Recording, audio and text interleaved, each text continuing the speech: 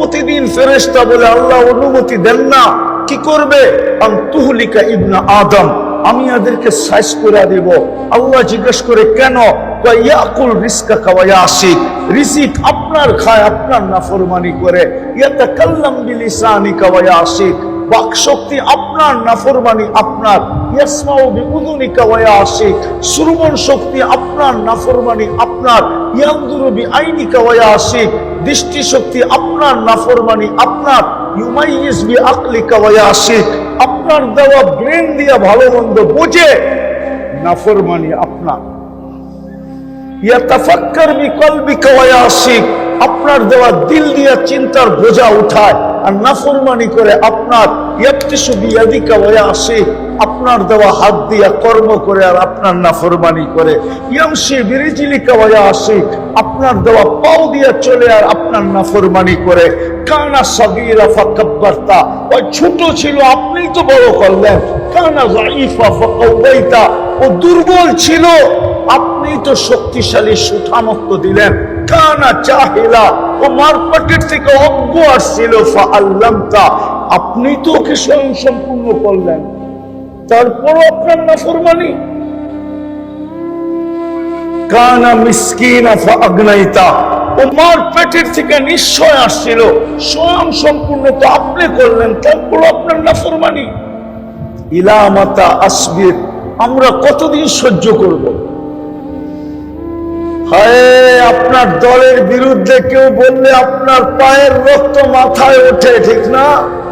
রাগ হয়ে গেলেন?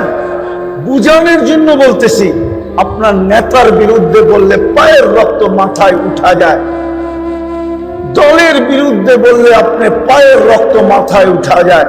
ফেরেশতাও তো আল্লাহর সৃষ্টি, ওদেরও তো পায়ের রক্ত মাথায় ওঠে। 24 ঘন্টা আপনার নাফরমানি।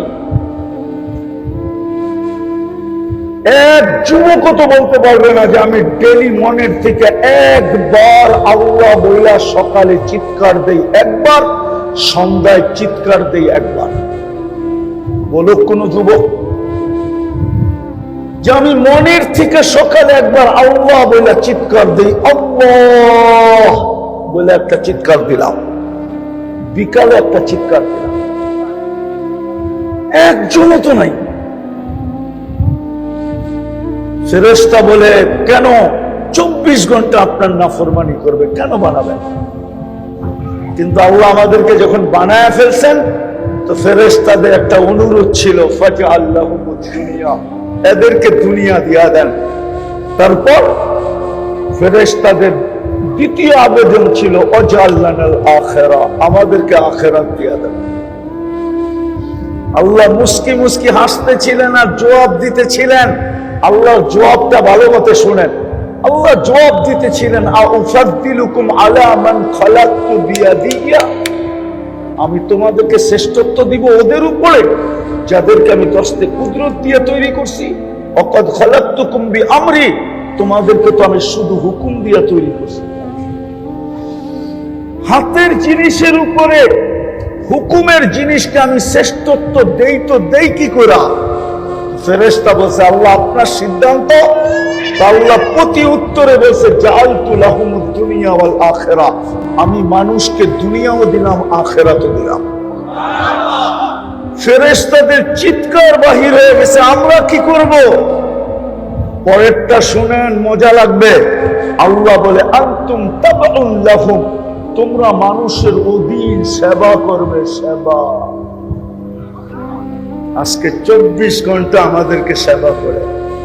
শেরপুরের মানুষ জানে যে 24 ঘন্টা আপনার সিকিউরিটি দেওয়ার জন্য কয়জন ফেরেশতা নির্ধারিত? জানেন আপনি? 20 জন ফেরেশতা নির্ধারিত আপনাকে সিকিউরিটি দেওয়ার জন্য। মুসিবত আসলে আল্লাহকে জিজ্ঞাসা করে আফাজ আও আতরুক, আল্লাহ বাঁচাবো না মুসিবতে পড়তে দিব? হুকুম আসে বাঁচা, তো মরার জায়গার থেকে বাঁচায় নিয়ে আসে। হুকুম আসে বাঁচাইস না, তো হাঁটু পানিতে পড়া মরা যায়। যেটা মরার জায়গা না ওইখানে মরা যায়। 24 ঘন্টা ফেরেশতা আমাদেরকে সুরক্ষা দেয়। এই দেহটা পরিচালনা করে, পরিচালনা ওই মানুষটাকে আল্লাহ কোনোদিন জানোয়ার বলতেন না। বোঝা গেল আমার দাবি সত্য। মানুষ মানুষ হইলেই মানুষ মানুষ হিসেবে জন্ম নিলেই মানুষ হয় না। আমি দুনিয়ার কথা বলতেছি না, দুনিয়ায় তো সবার আইডিতে মানুষ, সবার কি বলে এটাকে, জন্ম নিবন্ধনে মানুষ, আদম শুমারিতে মানুষ, দুনিয়ার সমাজে মানুষ। এটা আমার প্রশ্ন না। আমার প্রশ্ন হলো আপনি আর আমি যে নিজেকে মানুষ বলি, আপনি আর আমি আল্লাহর কাছে মানুষ কিনা। এই জন্য আমার কথার শুরু ছিল মানুষ হিসাবে জন্ম নিলেই মানুষ হয় না, আল্লাহর কাছে। যদি মানুষ হিসাবে জন্ম নিলেই মানুষ হতো, তাহলে আমি 2, 4, 10টা আপনাদেরকে দেখাইলাম, আরো 2, 4, 10 ডজন দেখানো যায়। এই মানুষটাকে কোনোদিন আল্লাহ জানোয়ার বলতেন না। এত প্রিয় পাত্রটাকে কোনোদিন জানোয়ার বলতেন না। বলবো যেই মানুষটার প্রেমে শব্দটা আল্লাহর জন্য শোভনীয় না, আল্লাহর জন্য শব্দটা ব্যবহার করা উচিত না, কিন্তু আমি বুঝানোর জন্য বলতেছি। মানুষের সৌন্দর্য, মানুষের গঠন, সব কিছু যখন আল্লাহ মানুষকে দিয়া দিলেন, তো আল্লাহ চিৎকার দিয়া বললেন, ভালোবাসাটার কাকে দিব? ইন্নী লাকা মুহিব্বা। আমি হাদিসের শব্দ দিতেছি। আল্লাহ বলে, আমি তোর ভালোবাসায় পড়া গেলাম, প্রেমে পড়া গেলাম। মানুষ, আমি তোকে ভালোবাসলাম। ইন্নী লাকা মুহিব্বা। যেই মানুষটাকে আল্লাহ ভালোবাসেন, ওটাকে জানোয়ার বলেন কি করে? বোঝা গেল মানুষ হিসাবে জন্ম নিলেই মানুষ হয় না। আর মানুষ হওয়া ব্যতীত দুনিয়ায় আপনার পজিশন যত বড়ই থাকুক না কেন, আল্লাহর কাছে কোনোদিন পজিশনের মালিক হওয়া যাবে না। আর যখন মানুষ হবে যুবক, তো আমি হাদিস দিতেছি, যুবক যদি মানুষ হলো আল্লাহর কাছে, দুনিয়ায় না আল্লাহর কাছে ভূষিত মানুষ, আল্লাহ যুবককে দেখায়া বলতেছেন, লাউলা শাবাবা খুশা, লাউলা শাবাবা খুশা। ওই যুবক যদি জমিনে না থাকতো, যে লজ্জাপতির মতো আমার ভয়ে নিজেকে গুটায় নিছে, ওই যুবক যদি না থাকতো, লাজালতুস সামা হাদিদা, আমি আকাশকে লোহার বানায় দিতাম, ওয়াল আরদা সাফসাফা, জমিনকে তামার, ওমা আনজালতু মিনাস সামাই কাতরা, আকাশ থেকে একটা বৃষ্টির ফোঁটা না, ওমা আম্বাততু মিনাল আরদি হাব্বা, জমিন থেকে একটা শস্যের দানা না, বল আনজালতু আলাইহিমুল আযাবা সাব্বা, একের পর এক আযাব দিয়া ধ্বংস করে দিতাম। কিন্তু পারি না তো, এই যুবকের জন্য পারি না, যে নিজেকে লজ্জাপতির মতো গুটায় নিছে, যে নিজেকে লজ্জাপতির মতো সংকীর্ণ করে ফেলছে, গুটায় নিছে। এই জন্যই তো যুবক যখন মানুষ হয় আর আল্লাহর সামনে সেজদায় পড়ে, সেজদায়, আল্লাহ চিৎকার দিয়া ফেরেশতাদেরকে জিজ্ঞাসা করে, উনজুর ইলা হাদা শাব মাযা ইয়াফআল, তাকাতো যুবক করে কি? তো ফেরেশতারা জবাব দেয়, জাআলা আজলাহু ওয়া মাজালাহু লিআজলি, সব কিছু গুটায়া আপনার কুদরতি পায়ে রেখে আল্লাহ সাথে সাথে ঘোষণা দেন, হাদা আবদি হাক্কা, এই যুবক আমার পারফেক্ট বান্দা। সামনেরটা শুনবেন, ইন্নী উবাহি বিহিল মালাইকা, আমি এই যুবককে নিয়ে ফেরেশতাদের উপরে গৌরব করি। যখন যুবক চিৎকার দেয়, সুবহান রব্বি আ'লা, যখন সুবহান বলে চিৎকার দেয়, আল্লাহ সাথে সাথে জবাব দেয়, সাব্বাহতানি, তুই আমাকে পবিত্র বললি, সাব্বাহতু, আমিও তোর গুনাহ মাফ করে তোকে পবিত্র বানায় দিলাম। যা, তুই পবিত্র। যখন আলা বলে আলা, আল্লাহ আপনি মহান, আল্লাহ বলে আলাইতানি, তুই আমাকে মহান বললি, আলাইতু, যা আমার সৃষ্টির ভিতরে তোকে মহানত্ব দিলাম। শুধু মহানত্ব দিলাম না, হাদিস এই কথারও ইঙ্গিত দেয়, কিয়ামতের দিন আমার আরশের নিচে ভিআইপি লাউঞ্জের ছায়াও দিলাম। যুবক যদি মানুষ হয়, তদ্রূপ নারী যদি মানুষ হয়, পুরুষ যদি মানুষ হয়, মানুষ যদি মানুষ হয়, মানুষ হওয়া ব্যতীত আল্লাহর কাছে আমাদের কোনো মূল্য নাই। দুনিয়ার মূল্য কতক্ষণ? শেরপুরের মানুষ, দুনিয়ার মূল্য কতক্ষণ? যুবক দুনিয়ার চোখে মূল্যায়িত অতক্ষণ যৌবন আছে যতক্ষণ। যৌবন নাই, ওর কোনো মূল্য নাই। রূপসী মূল্যায়িত অতক্ষণ, ওর কাছে রূপ আছে যতক্ষণ। রূপ নাই, মূল্য নাই, ঠিক না? কি নাইলে কোনোদিন বাড়িতে বিরক্ত হতো না, বলবো না, আবার রাগ হয়ে গেলে হবেন না। যার কাছে পুরাটা জীবন দিয়ে দিল, আর এখন বৃদ্ধ হওয়ার কারণে ওনার কাছে গেলেও উনি বিরক্ত হয়। শোনো, মনে হয় বোঝে না, হুজুররা মনে হয় বোঝে না, বেশি চিন্তায় পড়ে গেছে হুজুরে, যে হুজুরে কয় কি। যার কাছে জীবনটা পুরাটা দিয়া দিল, ঠিক না? হ্যাঁ, এখন ওনার কাছে বেলু নাই, ঠিক না? উনিও কি কয়? পুরা।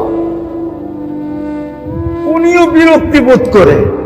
বোঝা গেল মানুষের কাছে দাম কতক্ষণ, কতটুক সময়।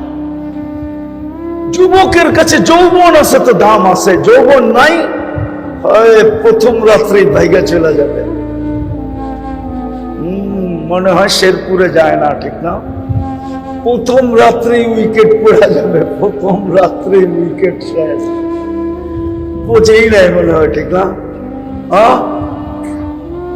যৌবন আছে তো তোমার কাছ থেকে ফুলও দিবে, ফুলও নিবে। যৌবন নাই, তাকাইলে উল্টা গালি দিবে, বলবে বানর। বুড়া তো হলো, এখনো গাছ বাওয়া ছাড়লো না, ঠিক না? কি দুনিয়ায় দাম কতক্ষণ? পদস্থ মানুষের দাম কতক্ষণ? পদ আছে, দাম আছে, পদ নাই, দাম নাই। জানি না এখানে কোন সরকারি লোক কর্মচারী ছিল, এরকম লোক আছে কিনা জানি না। আছে কেউ? মনে হয় হতে পারে, ঠিক না? হ্যাঁ, যে যতদিন চেয়ারে ছিল সবাইকে কানে ধরে ঘুরাইছে ফাইল নিয়ে, ঠিক না? হ্যাঁ, রিটায়ার্ড হইতে দেরি, এলপিআর আসতে দেরি, এখন নিজের অফিসে নিজে ফাইলটা নিয়ে টেবিলে টেবিলে ঘুরতেছে। আর কলিকরা দেখা দেখা মুস্কি মুস্কি হাসতেছে। 2 দিন আগেই তো সবাই কানে ধরে ঘুরাইতা, এখন দেখো ঘুরতে কেমন মজা লাগে। ওই নিজের অফিসে, ওই অফিসে অবসর প্রাপ্তের কোন দাম দুনিয়াতে নাই। হায় হায়, নাইলে এই শব্দটা কেন লিখতো? মেজর জেনারেল রেখার পরে কেন লিখতো অবসর প্রাপ্ত? বুঝা গেল উনি স্বীকার করতেছে আমার কোনো ভ্যালু নাই। রাগ হয়ে গেলেন? দুনিয়ায় দাম কতক্ষণ? আসল দাম তো হলো আল্লাহর কাছে। মানুষ হলেই তো দামি হবে। বেলালের বাড়ি রাদিয়াল্লাহু তাআলা আনহু আমি 6 বার দেখছি, শেরপুরের মানুষ 6 বার। ডেলি হাজারো মানুষ যায় দেখতে, একজনও পাই না যার চোখ দিয়া পানি না পড়ে। জিজ্ঞাসা করছি কাঁদো কেন? বলে জানি না। অথচ বেলালের বাড়ি ইথিওপিয়া। বেলাল দুনিয়ায় কি দামি, আল্লাহর কাছে দামি। আজও যার বাড়ি দেখলে চোখে পানি পড়ে। হায় হায় হায়। অথচ বাড়িটা এখনো কুড়ের ঘর, এখনো জঙ্গলের ভিতরে। সরকার 1 টাকা খরচ করে সংস্কার করে নাই, তাইলে ঐতিহ্য থাকবে না। ওর পাশেই আছে রাবেয়া বসরির বাড়ি, 1 ঘন্টা ডিস্টেন্স দূরত্ব রাবেয়া বসরির বাড়ি। ওই বাড়ি দেখলে চোখে পানি আসে। রাবেয়া নারী ছিল, কৃতদাসী ছিল। দুনিয়ার সবচেয়ে নিচের লেভেল হলো কৃতদাসী। কৃতদাসীর নিচে আমাদের দুনিয়ার সমাজে কোনো নিচের লেভেল নেই। এটা বিলকুল নিচের লেভেল, এরপরে আর কোনো সিঁড়ি নেই। আছে নাকি? সুইপারও এর চেয়ে উপরে। সুইপার স্বাধীন, সুইপার স্বাধীন, কিন্তু কৃতদাস তো স্বাধীন না। রাবেয়া কৃতদাসী ছিল। ফেরাউনের কৃতদাসীর কবর থেকে এখনো সুঘ্রাণ বাহির হয়। শেরপুরের মানুষ, আমার নাকে ওই ঘ্রাণ আছে, আমার নাকে। আপনাকে নাকের ভিতরে নাক ঢুকায় নিতে হবে। আমি চোখে দেখে বলতেছি, ওই কবর আমি চিনি। জর্ডান আর মিশরের বর্ডারে আল্লাহর রাসূল মেরাজের রাত্রে যাইতেছিলেন ওই কবরের পাশ দিয়া, সুঘ্রাণের কারণে দাঁড়ায় গেছিলেন। জিবরিল বলছে দাঁড়াইলে চলবে না আলাইহিস সালাম, রাত্র একটা সফর লম্বা, রাত্র ছোট সফর লম্বা, 1 রাত্রের ভিতরে পরিসমাপ্তি ঘটাইতে হবে। উপর থেকে আওয়াজ আসছে, জিবরিল আজকে মেহমান দেখা হবে, মেজবান দেখা হবে। আজকে তো মূল্য মেহমানের, মূল্যায়িত হবে আজকে মেহমান। কি জিজ্ঞাসা করে জবাব দাও? আল্লাহ রাসূল জিজ্ঞাসা করতেছিলেন জান্নাতের ঘ্রাণ এইখান থেকে কোত্থেকে? বলছে ফেরাউনের কৃতদাসীর কবর থেকে। ফেরাউনের কৃতদাসী, ফেরাউন বুজুর্গ ছিল না? কি বুজুর্গ ছিল না? কি ছিল? কেমন কাফের? কাফের হলে তো মনকে বুঝাইতে পারতাম, ও তো কাফের ছিল না। কাফেরের উপরে ও বলতো আমি তোমাদের খোদার বাবা, আনা রব্বুকুমুল আ'লা, আমি তোমাদের খোদারও বাবা। ওই ফেরাউনের কৃতদাসী নাম ছিল মাস্তা, আজও তার কবর থেকে সুঘ্রাণ বাহির হয়। পুরা কবর খোলা না, শুধু এতটুক জায়গা হবে, এতটুক জায়গা খোলা। হাজারো মানুষ ডেলি যায় শুধু ঘ্রাণটা নাকে নেওয়ার জন্য। আর যে একবার নিছে, দুনিয়ার কোন পারফিউম ওর কাছে পারফিউম না, কসম খোদা। যেমন ফাতেমা রাদিয়াল্লাহু তাআলা আনহা বলছিলেন, ইয়া মান শাম্মা তুরবাতা আহমদি ফাকাদ শাম্মা মিনাত তিবি গাওয়ালিয়া। যে আল্লাহর রাসূলের কবরের মাটি একবার নাকে লাগাইছে, ওর কাছে জান্নাতের ঘ্রাণও ঘ্রাণ মনে হবে না।